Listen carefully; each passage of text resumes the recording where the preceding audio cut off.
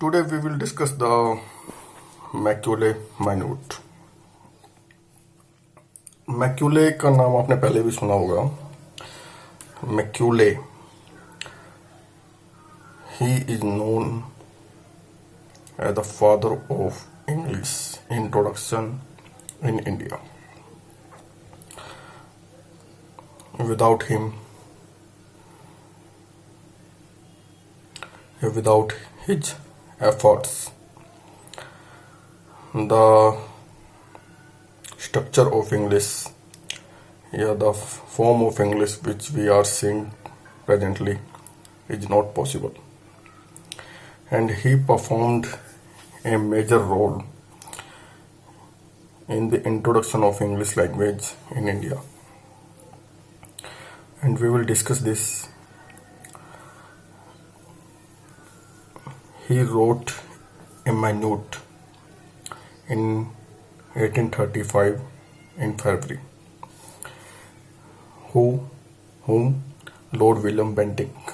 तो Lord William Bentinck को इन्होंने अपना ये एक लेटर, बहुत ही छोटी डिटेल को हम माइन्यूट कह सकते हैं इसको, तो इन्होंने ये लिख के उस समय के जो present governor general of India थे उनको ये भेजा था। अब ये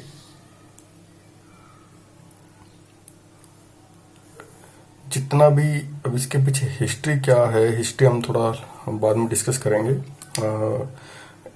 पहले कुछ फंड दिए गए थे सरकार, ब्रिटिश गवर्नमेंट के द्वारा, ब्रिटिश पार्लियामेंट के द्वारा इंडिया के एजुकेशन सिस्टम को तंदुरुस्त बनाने के लिए, उसमें चेंजेस करने के लिए, उसमें अपने कुछ योगदान देने के लिए, विकास करने के लिए उसका। तो उस जो फंड थे उनको कैसे यूज किया जाए, उसमें उसके बारे में इन्होंने बताया था। अब इसका मेन इफेक्ट जो मैंने आपको बताया भी है वही था कि English become one of the main languages of India. इसका मेन प्रमुख जो प्रभाव इसका ये सबसे बड़ा कि इंग्लिश जो है हमारे देश में एक ऐसी लैंग्वेज बन गई जो वो पार्ट हो गई, और आज तक हमारे देश में आप जानते भी हैं सेकंड ऑफिशियल लैंग्वेज के रूप में इंग्लिश हमारे देश में जानी जाती है। और अगर ये कहा जाता है कि नंबर 1 है इस समय, क्योंकि इंग्लिश को सीखना, इंग्लिश को करना, इसके लिए बहुत ही बड़ा एक आज की डेट में भी एक बहुत बड़ा एक्साइटमेंट रहता है सभी के अंदर, और इंग्लिश बोलने वाले के लिए एक अलग से एक फीलिंग है एक। और वो क्रिएट कैसे हुई, वो इसके पीछे भी सारा योगदान मैक्यूले जी को जाता है। अब वो क्या था कि चलो हम इनका पहले पूरा नाम बता देते हैं आपको। थॉमस बेबिंगटन मैक्यूले, और ये कौन थे? लीगल मेंबर थे काउंसिल ऑफ इंडिया। अब इनकी फिलोसफी देखिए, आप यहीं से पता लग जाएगा इनको। इनकी फिलोसफी ये थी कि इंग्लिश सुपीरियर है, इंग्लिश से ऊपर कुछ नहीं है, तो ये होना भी चाहिए। ये देखो, ये अपनी मातृभूमि की जो मातृभाषा है, जो मदर टंग है इनकी, उसको हर एक एनकरेज करता है, तो ये भी एनकरेज कर रहे हैं। इन्होंने बोला कि एक class of persons Indian in blood and colour but English in taste, in opinions, in morals and in intellect.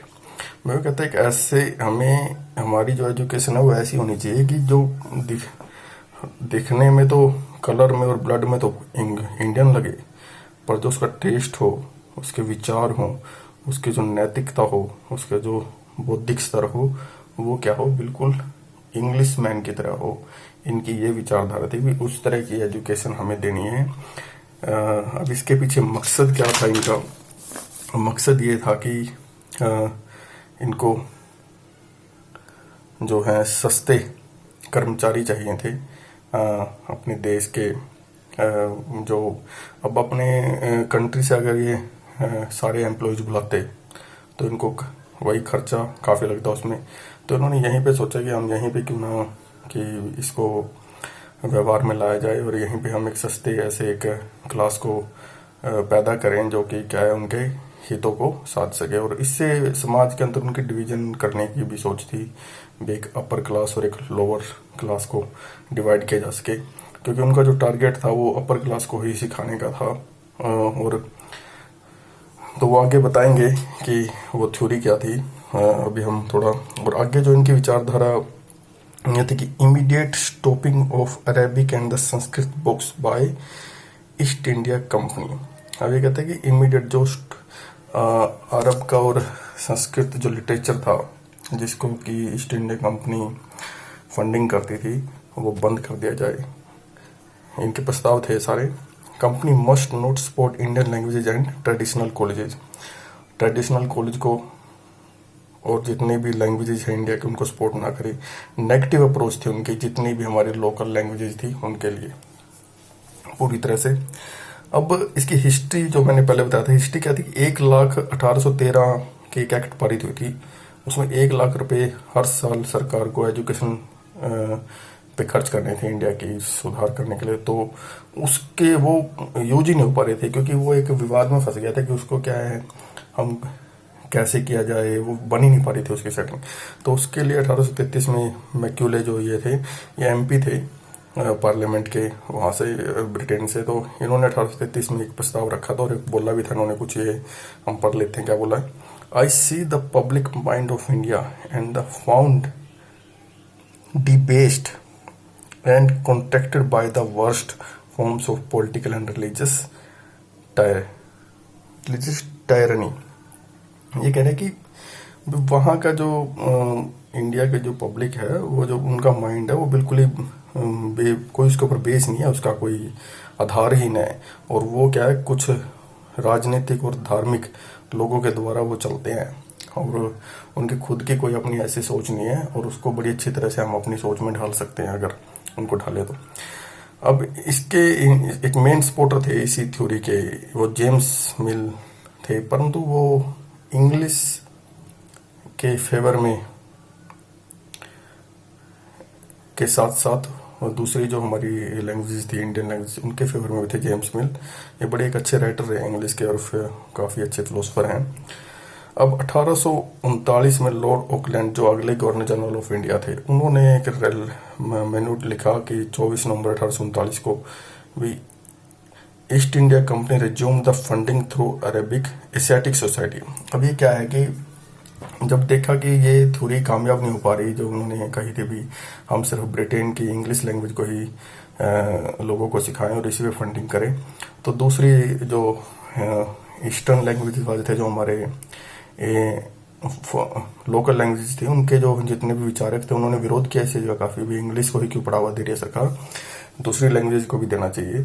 तो इस पे विरोध हुआ तो 1839 में फाइनली इलेक्शन जो ईस्ट इंडिया कंपनी है उसको उन्हें अपनी फंडिंग शुरू कर दी, परंतु वो डायरेक्ट फंडिंग नहीं शुरू की, उन्होंने एशियाटिक सोसाइटी के थ्रू वो फंडिंग शुरू कर दी थी। अब इसमें एक इम्पोर्टेंट और अगला एक टॉपिक है downward filtration theory. Downward filtration theory क्या थी? ये नैरो माइंडेडनेस ऑफ ब्रिटिश बताती है कि वो सिर्फ इंग्लिश को ही एक अपना करना चाहते थे और एक ऐसी थ्योरी थी कि भी अपर क्लास जैसे कि अब हम भी देखते हैं कुछ पहले अंग्रेज क्या उनकी क्या पॉलिसी थी, कुछ लोग अंग्रेजी बोलना सीख जाएं तो उनको देख के फिर वो अच्छी जगह काम करेंगे, उनको देख के जितने भी लोअर लोग हैं जो इंडिया के वो सारे क्या प्रभावित होंगे उनको देख के भी हाँ भाई इनको इतनी अच्छी फैसिलिटी मिल रही है एजुकेशन इंग्लिश करने से, तो वो भी मोटिवेट होंगे आगे उस इंग्लिश को पढ़ने के लिए। तो उनका था कि बड़े बड़ों को पढ़ाओ, छोटे वाले अपने आप ही उनको देख देख के पढ़ने लग जाएंगे। अब लॉर्ड मैक्यूले ने क्या कहा, to make black coloured English who will look like Indian but will be English by soul. भी देखने में तो इंडियन लगे परंतु उनकी आत्मा कैसी हो, अंग्रेजों की तरह हो जैसी वो चाहते थे। अब उनकी सोच ही यही थी कि ऐसे लोग ऐसे जो एक क्लास क्रिएट हो सके। हम देखते हुए कांग्रेस जो एक बनी थी हमारे देश में कांग्रेस पार्टी उसमें 1885 में, तो वो भी एक मेन अपर क्लास सोसाइटी के द्वारा ही बनाई गई थी और कुछ अपर क्लास सोसाइटी के लोग ही इस देश को शुरू से लीडरशिप करते आ रहे हैं। और वो शुरू से ही जैसे कि ये वहीं से थ्योरी थी कि कुछ एक क्लास ऐसी क्रिएट हो गई जिनकी वो वैल्यू करने लगे, और वो नीचे वाले लोग उनको देख देख के, क्योंकि डायरेक्ट अंग्रेजों के लिए पॉसिबल नहीं था कि सीधा वो कन्वर्सेशन या ऐसा कम्युनिकेशन कर सके इंडिया के जो रूरल बैकग्राउंड के लोग हैं उनके साथ। पर जो लीडर थे यहाँ के, उन्हीं को उन्होंने हाई बना दिया। तो हाई बना के वो अपने उनके थ्रू कंट्रोल, इनडायरेक्टली उन्होंने सत्ता चलाई सारी हमारे देश पे। तो ये मैक्यूले की थ्योरी थी, और ये काफ़ी ये कामयाब भी रही है, और अभी भी कामयाबी है, और चल भी रही है। आज की डेट में भी यही थ्योरी चलती है। और ठीक है, तो इस पे आप अपना थोड़ा और डिटेल में इन पॉइंट्स को करके अपना इसको डिटेल में कर सकते हैं। ठीक है, इट्स द ओके, थैंक्स।